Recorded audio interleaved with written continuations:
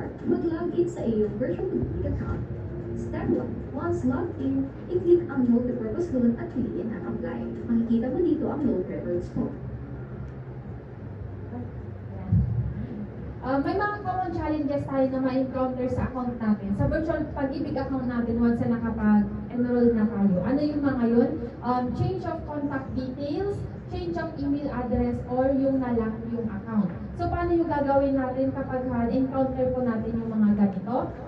Pag nawala yung cellphone number natin, or kaya nagpalit na tayo ng cellphone number, paano yung gagawin? Meron po tayong i-fill out na form. Ito po yung itsura niya. Pag-ibig Loyalty Card Plus Account Holders Contact Details Change Request Form. Yan po yung ipapas po ninyo sa amin para ma-request po namin sa mismong bangko yung updating ng contact details ninyo. Pero paano naman po nalock yung account? Ito naman po yung i-fill out ninyo. Paano siya nalalock kapag ka 3 times attempt? Malalock na siya kapag dire-diretsong mali na po yung nai-input natin. Lumalabas dito po yung i-fill out natin unlocking, pero dapat same pa rin yung email address ha.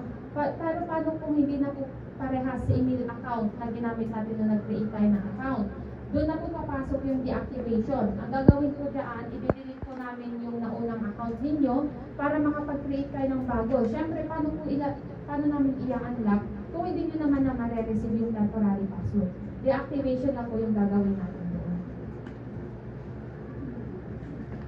Ayan, tapos na. Ulitin lang po natin saan po natin pwedeng i-download si Virtual Pag-ibig. Sa Google Play Store or sa App Store. Ano yung mga pwede natin gawin doon? Pwede tayo mag-file ng loan or multi-purpose loan, pwede yung short-term loan, housing loan.